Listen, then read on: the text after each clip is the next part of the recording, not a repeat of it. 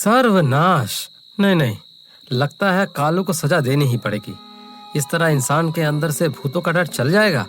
कंकाल, कहीं है महाराज? जरा अपने दूरदर्शी गोलक में देखकर बताओ तो वह तीनों अभी कहाँ हैं?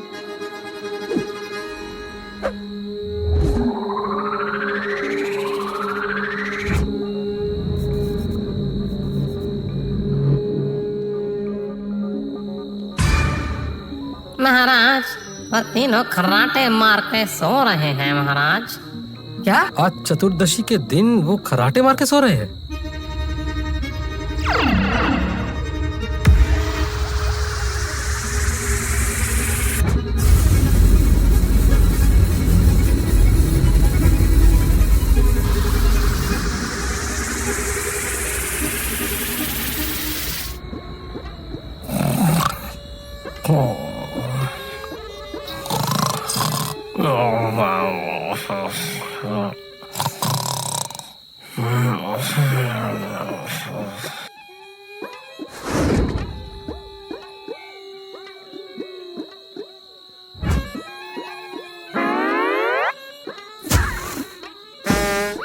अरे कौन है बे?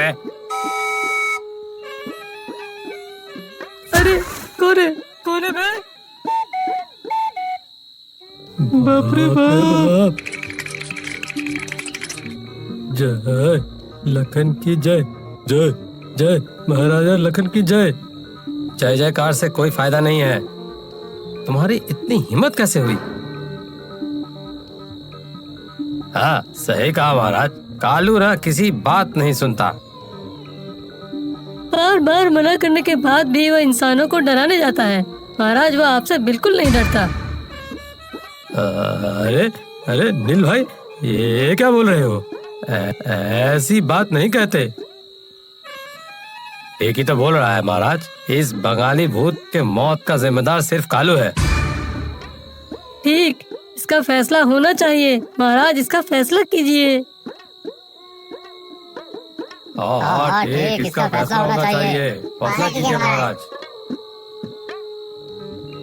हाँ ठीक है, ठीक है। भारतीय हो ना, इसलिए स्लोगन देने का स्वभाव गया नहीं। ये कंकाल भूत, शास्त्र देखकर कालू के लिए एक उचित सजा बताओ तो। इडली डोसा सांबरम, कोई भी भूत नियम पालन ना करतम, उसे शमशान का ड्यूटी करना पड़ता। एग्जैक्टली नालायक। कालू, तुम सच में नालायक हो। आज से तुम शमशान की ड्यूटी करोगे। लेकिन महाराज, शमशान तो डेंजरस है, सिक्योरिटी गार्ड भी डरते हैं। शमशान नहीं लखन महाराज।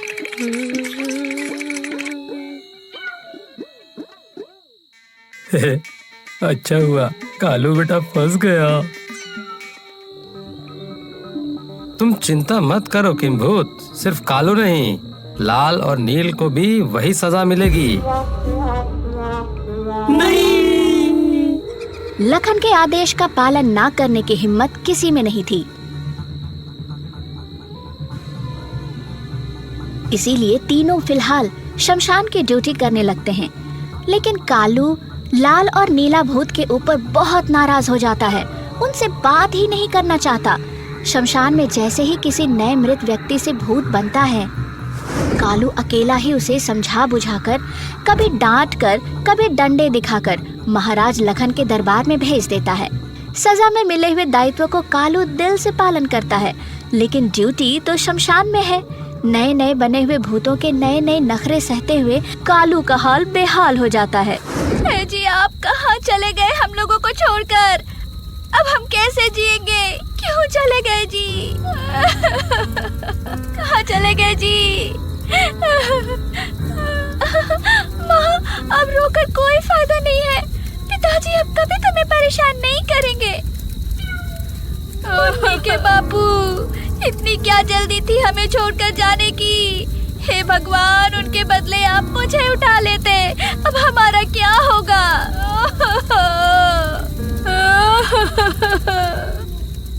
तुमने सही कहा माँ। पिताजी कितना खतरा उठाकर डकैती करके घर चलाते थे, फिर भी तुम उनको झाड़ू बेलन से मारती थी।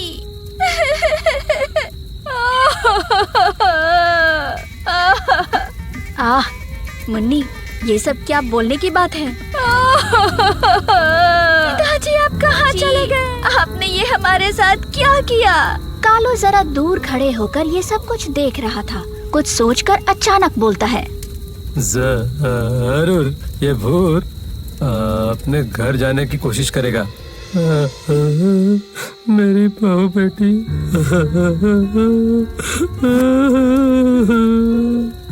चलो भाई, और देर मत करो, बहुत तो हुआ, और मत रहो।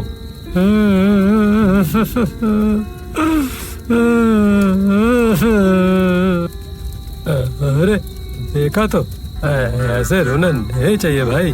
चलो चलो, भूते की दुनिया देखनी है, चलो। अब चलो तो भाई, इतने नखरे मत करो। अबे कौन है तू? पता है मैं कौन हूँ? तेरे कान के नीचे बहुत जाऊंगा ना, चल भाग यहाँ से। अरे बाप रे भाया, ये क्या तरीका है? मैंने क्या तुम्हें कुछ गलत बताया क्या? क्या गलत बात? मैं बिल्कुल डाकू हूँ, मुझे गलत बात? क्यों? तो क्या? देखा तो, देखा, मैं तुम्हें भाई बोल रहा हूँ, तुम मुझे मारोगे? भाई भाई भाई मत करो। मैं कैसे मरा वही नहीं समझ आ रहा मुझे। खाना खाकर सोया, फिर उठा ही नहीं। सारी जिंदगी डकैती करके जो कमाया सब कुछ छोड़ कर आना पड़ा। क्या होगा मेरे बिना मेरी बीवी बेटी का? भाया, सबको मरकर एक दिन भूत बनना पड़ता है। तुम तो अलग नहीं हो, और समय सब कुछ भुला देता है भाई। चलो चलो, तुम्हारी नई दुनिया देखोगे, चलो। सब भूल जाऊं, सब? मेरी सारी संपत्ति, इतनी मेहनत से डकाती से कमाए हुए पैसे, हीरे जवाहरात, मान सम्मान, क्या होगा? मेरी बेटी, उसका तो रो रो कर बुरा हाल हो जाएगा। नहीं, मुझे जाना ही होगा। हब्ज़ी कुब्ज़ी गिलपी चिपली, नहीं जा पाओगे। यहाँ से भागना मुश्किल है। तुम्हें इंसानों की माया छोड़नी ही पड़ेगी बिल्ला भाया। भूत भाई, ओ भूत भाई, मैं सिर्फ एक बार घर जाना चाहता हूँ। ऐसा नहीं हो सकता भाई, मैं शमशान का सिक्योरिटी गार्ड हूँ। मेरा काम है शमशान में आए हुए नए भूतों को उनके पुराने घर परिवार का मोह माया त्याग करवा के भूतों के महाराज के पास ले जाना। मैं तुम्हें बिल्कुल जाने नहीं दे सकता भाई। तुमने देखा ना तुमने? बोलो, मेरी बीवी कैसे रो रही थी? बोलो, मैं समझ नहीं पाया कि मेरी मौत कैसे हुई। मैं एक बार अपने इलाके में जाना चाहता हूँ, आखिरी बार अपने देखना चाहता हूँ। तुम भी मेरे साथ चलो। नहीं भाई, ऐसा नहीं हो सकता। कालू के बहुत समझाने के बाद भी बिल्ला कोई बात नहीं सुनता, जिद पर अड़ जाता है। कालू बिल्ला के साथ जाने के लिए मजबूर हो जाता है। दूर से कीम भूत कालू और बिल्ला को भागते हुए देखता है। वो देखो, उस आदमी को देख रहे हो? वो मेरा अपना भाई है। कितना दुख हो रहा है उसे। वो दुकान देख रहे हो? उसे मैंने डकैती करके, तिल कर मेहनत करके पैसे जमा कर उसे बना कर दिए हैं। लेकिन भाई, तुम्हारा भाई रो कहाँ रहा है? वो तो मजे में है, वो देखो। प्यारे निताई, अच्छा ही हुआ बोल, वो क्रिमिनल मर गया। क्या सही कहा तुमने, उसको तो अपना भाई बोलने में ही शर्म आती थी। सही कहा, वो न मरता तो मदारीपुर हमेशा आतंक में ही रहता। इसलिए तो मैं उसके अंतिम क्रिया में भी नहीं गया। उसका पाप उसका है, मेरा क्या? जी मैंने क्या सुना? हाँ, अपने ऊपर ही मुझे मत भाई। चलो, और कहाँ जाना है? अगर महाराज लखन को पता चला तो बहुत बुरा होगा। चलो। आहा, ये कैसे हो गया? आहा, कितना सोना रे। वो बिल्ला मर गया। जैसे ही मरा वैसे ही सारे पैसे, सोना चांदी सब मेरा। नहीं नहीं, मेरा नहीं, मेरा नहीं, हमारा। आजा मुन्नी आजा। माँ, अब मुझे मेरे पसंद की सारी चीजें खरीद के देना होगा। सब दूंगी सब। अब तो मुझे कोई बिल्ला डाकू की बीवी नहीं बोलेगा। अब सबसे पहले इन पैसों से इस इलाके को छोड़ेंगे।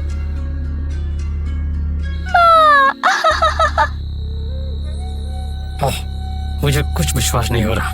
मेरी बेटी, मेरा भाई, बीवी, कोई अपना नहीं। सब गद्दार, सभी गद्दार है।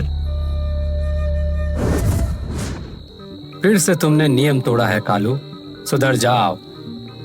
लेकिन इस बार मैं तुम्हें माफ करता हूँ, क्योंकि तुमने बहुत कोशिश की बिल्ला को रोकने की। मैं अब तक सब कुछ दूरदर्शी गोलक में देख रहा था। जय लखन की जय। मुझे समझने के लिए धन्यवाद महाराज। बिल्ला, रोकर कोई फायदा नहीं। भूतों की सिंपैथी इंसानों के मुकाबले कम होती है। तुम्हें समझना होगा, तुम इस दुनिया में अकेले आए थे और लौटना भी अकेले पड़ेगा।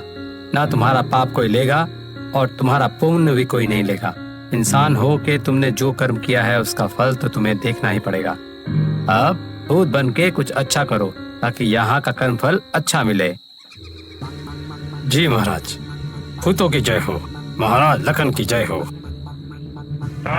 लखन की जय हो।